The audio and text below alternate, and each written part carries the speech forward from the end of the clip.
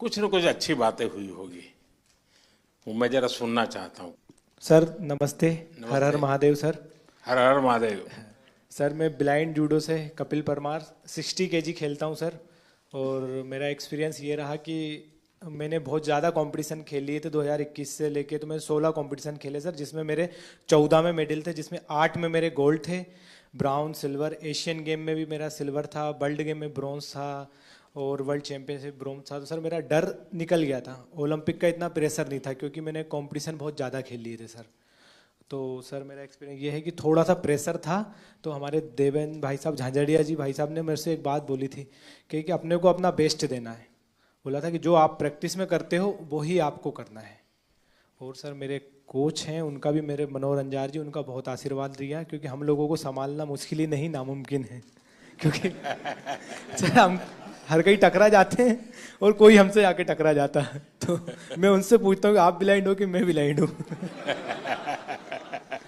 Sir बहुत बार ऐसा होता है, तो बस सर के हाथ पकड़ के चलते, हाथ पकड़ के आते हैं, तो थोड़ा बहुत जो दिखता है उसमें अपना काम कर लेते हैं सर।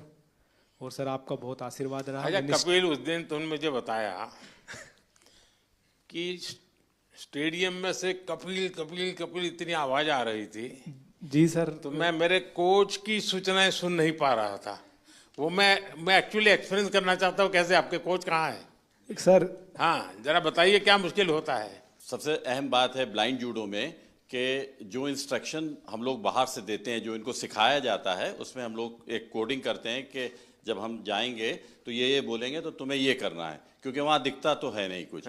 तो उस दिन हमारे 2 मैट एरिया थे। एक मैट पे हमारी बाउट चल रही थी फाइट, और दूसरे पे जो है वो फ्रांस की फाइट चल रही थी। और फ्रांस की फाइट में इतना शोर हो रहा था, करीब 15 से 18 हज़ार दर्शक वहाँ थे। तो जिसकी वजह से जब ये सेमीफाइनल खेलने गए तो जो मैं बोल रहा था वो ये नहीं समझ पा रहे थे। और डेफिनेटली क्योंकि सेमीफाइनल का एक प्रेशर था, और जो खिलाड़ी था ईरान का, उससे पहले ये फाइनल में एशियाई खेलों में हारे थे, तो यकीनन उसका भी प्रेशर होगा।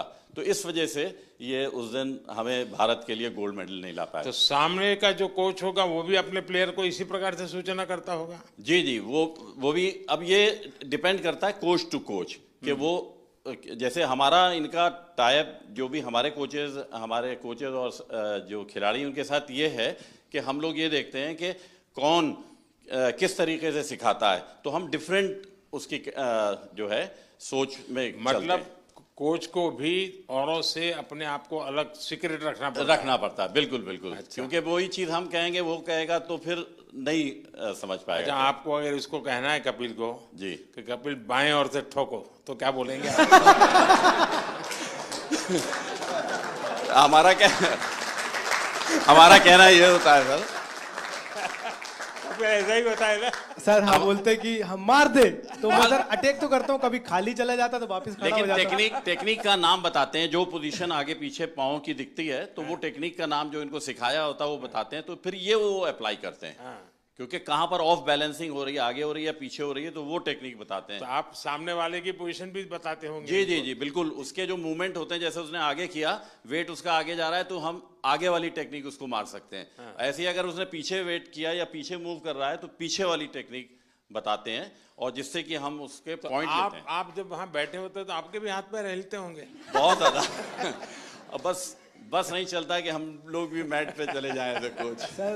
सर ऐसा हो रहा था कि सेमीफाइनल में जो रेफरी था, जो मेरे हाथ पकड़ के ले जा रहे थे, उनके हाथ खुद धूज रहे थे। क्योंकि बड़े मैच में उनको भी डिसीजन गलत दे दिया, जैसे तो थर्ड एम्पायर रहता है पूरा, उसके बाद ही बताया जाता है, पर मेरा डिसीजन बहुत जल्दी दे दिया था रोल करके। वो मेरी भी गलती रही कुछ, सेमीफाइनल में मैं दब गया। पर नेक्स्ट टाइम मैं सर आपसे वादा करता हूँ 2028 में। बहुत अच्छा कर रहे हो, बहुत अच्छा कर रहे हो, बहुत बधाई हो। Thank you sir, thank you so much.